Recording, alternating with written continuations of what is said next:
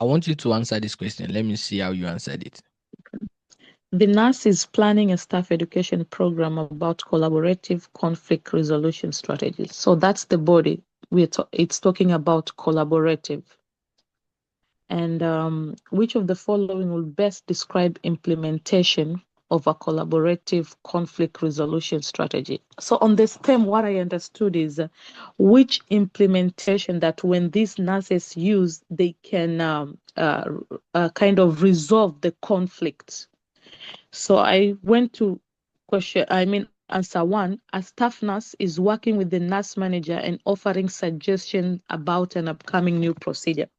I was stuck with this, but at the end, I decided to take it off because it's like one is offering suggestion and one is doing nothing. So collaboration means that we should all work together to accomplish certain thing. So that's why I canceled it. And then two, the clinical nurse leader is flattered by being asked to help create a clinical ladder for nursing staff members. The word flattered already made a question mark to me, so I took it off. It's not under collaboration. And then three, the charge nurse is working with staff nurses and the nurse manager to develop shared goals and a plan for the new staffing formal. So I took the word where it says nurse manager, all these staff managers, they develop shared goals. So it's a shared goal. So they collaborate all together to resolve any conflicts and come up with something. So I chose that as my answer. And then number four, a new nurse has offered to work on a holiday in exchange for having the following weekend off. This is not under collaborative, actually. It's nothing to do with collaboration. That's why I chose three. Wow. That is brilliant. I have nothing to even say regarding this question because you broke it 100% well, like perfect. Right, that's Mm-hmm. good because one, you try to understand, and this is what I tell students all the time, right? You need to understand what the question is asking. So the ability for you to understand what the question was asking made you break the question accordingly. Right, because I've Yeah. given this question to some certain students, they don't even understand, so they don't even know what they are looking for on the answer keys. So they are just all over the place. But see how you broke it. You were able to pick those key things that are not related to the special thing that the NCLEX is testing. And this is how you answer questions like someone that is going to pass the NCLEX exam in 85 questions. There's no magic. NCLEX is not difficult. The moment you can understand your question structure, Mm-hmm. understand the content, you are go and understand what the examiner is asking, you are going to answer the question successfully. NCLEX is not difficult. Now, let me tell you the truth. The moment you understand the approach of the NCLEX, if you are to answer every 5 questions on the NCLEX exam, if you are even going to do very bad, at least 3/5 in every 5 questions, you'll find out that you are either 4/5 or you are scoring your 5 questions every of the time. And this way, you are going to pass the NCLEX exam successfully. A minimum question.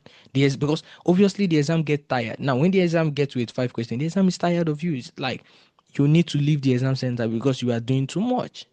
Right. So that is how I want every of my students to go on the NCLEX exam. The ability to be able to answer questions in a way that it all makes sense to both you that you're answering it and both somebody that is listening to you.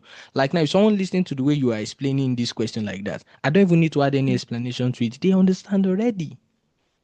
They understand. But I if you got see it the way from you, actually. I've been looking your videos and mastering those small, small things and put them in and force myself to do that. yeah, it's glad. I'm telling Thank you the you. truth. You see, first question, brilliant. You never thought. I'm telling you the truth. I've been coaching for the past 2 years, and so far so good. Students bring information to the question, but because you are doing exactly the same thing I'm asking you to do, you are not even overthinking anything. I'm telling you, Mhm. you are the first student.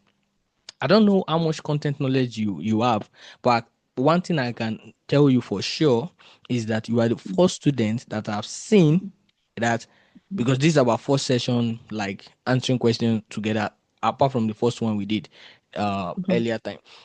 This you are the first student I will see that you are not adding information to the question. You are only just focusing on what is on the question, which is good because overthinking can make you doubt yourself, second guess yourself, and then make you. But I always used to tell students this: you are not an overthinker you don't just understand the question.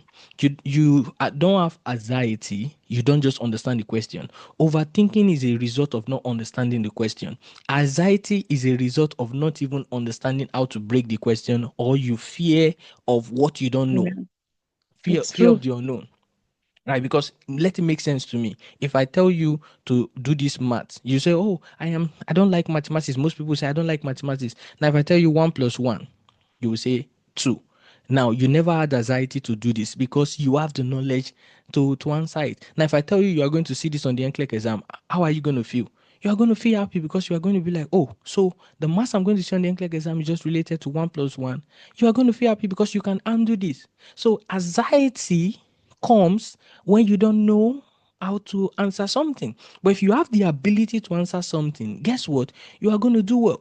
Now, you can still have anxiety based on expectation as well too. Most people have anxiety based on expectation. It's just like right now, you might know how to cook a special food very well, but when you are cooking it with for your family, you are happy about doing it. But now when you are trying to cook it for maybe a particular competition, then you might have Mm. anxiety. Am I going to meet up to the expectation of this particular what competition? Then you start thinking about it. But when you were cooking it for the family, you never had all those anxiety. But because of it, it's a different environment, the anxiety kick in. So the anxiety kick in because of unknown expectation. That is why most students have anxiety because of unknown expectation. The moment you have a clear expectation to what the examiner is going to test you, and obviously you are going to meet the same thing, you are definitely going to pass. I always used to tell Mhm. students this. I understand that when you fail the NCLEX exam the first time, when you are going on to take the exam again, you might doubt the process in the sense that, oh, what I did previously, I did not sit on the exam. But now, if you have someone that can give you a clear direction, something that is matching the NCLEX exam, you are definitely going to have that same thing on the exam, and you don't need to start thinking through different process. You utilize it. Most people just like start the exam, and all of a sudden, everything they plan to use on the exam, they are unable to use it because they don't even understand the question. Now they start figuring out the question in a different format, using different ways, and then they finish the exam, they get defeated, they fail, and they start the process again. So those people, trust me, they are not going to go on the exam, and they will not even follow a process, and they will be sure about it. They will have little doubt, little doubt, little doubt. That's the main reason why every content, every of my video related to the coaching, you are going to get at least one encouragement in it, because I understand the process. I know what students think, right? I coached a particular student, and the last day she was like, I'm not sure I'm going to pass. I said, what are you saying? We've been doing this for 60 days Mm. and you've done well. You are definitely going to pass. You don't need to ask yourself that question. She said, I've been, okay, let me just be positive. I'm about to go inside now. I said, okay, go. Don't worry, you are going to pass. Right. She finished the exam. 48 hours later, she passed. Mhm. She did Wow. not just pass, she passed in 85 questions. That is the big goal for me, 85 questions, because I've given you everything you need in order to pass. Yeah. Right. So if you utilize it, trust me, you will pass. NCLEX is not difficult because this are what I give students is not even my information. I give information related to the NCLEX. That is the reason why, one, you will not see me using question bank program. You will not see me using content related to maybe any area. I give you content only related to what the NCLEX said and questions related to the NCLEX past question. And that's why we're answering NCLEX past question, because I want you to have the same thinking process like the exam. The thinking process is the same. The thinking process don't change. The question change, the content change, but the thinking process remain the same. The moment you can adapt this thinking process, which is the nursing way of thinking, you will navigate every question. Every question on the NCLEX exam from your number 1 to 85 involve a client need. Now you need to ask yourself, what am I doing in the question? Is there anything wrong with me in that question? Who am I attending to? Is there anything wrong with that person? Is there any other person in that question? Who is my main client? That way you can know who you are caring for and the kind of care to offer. That way, if you read the body of your question, you understand the content, you read the stem, you understand what the examiner is testing, you go to the answer key, you can um, quickly scan through the answer key and also create a perfect understanding of the mindset of the examiner. If somebody is telling me right now, I want to drink water or I want to eat, obviously I know this person is hungry.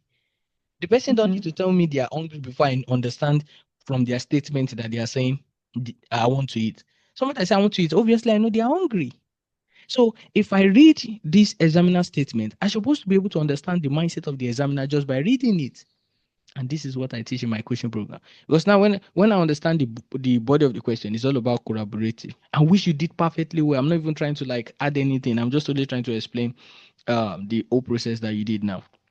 Right. I understand that it's not only about settling this conflict because we want to like settle the conflict. It's about doing it in what? A collaborative way. So the answer that I'm going to select, right, must reflect collaboration. Look at what the examiner is saying. It must reflect what? Collaborative. Collaborative conflict resolution strategy. And you were able to do it well. You were like, oh, it's only one person that is doing it, which is true. If a staff member is working with the nurse manager and they are only offering suggestion about they are not doing it together, right? Because a staff member is working with the nurse manager and offering suggestion about upcoming shift. Where's the togetherness in it? Nothing like that is speaking togetherness. So that's not collaborative, right? A clinical nurse leader is flattered by being asked to help create a clinical ladder for the nurse staff members. So it's only the clinical nursing leader that is doing it. The nursing members are no, the staff members are not involved. So that's not collaborative. Number three is a good example of collaboration because it is a shared goal. Look at it, shared goal. That's the keyword that's the stood out right there. Now look at number four. A new nurse has been offered to work on holiday in exchange for having. How is that collaborative of a conflict? That is not related. So the only related answer is three. Look at it. But I've seen students answer the same question and they struggle to it. Remember, I posted this question on the group, right? Some people have Mm-hmm. various answers. I'm telling you the truth. So people have various answers related to the question. People have various answers, meaning some people don't even understand maybe what the question might likely what be testing, right? Which can definitely what be a big problem, right? But you did a great job, and trust me, Thank you. you are welcome. Let's move to the next question.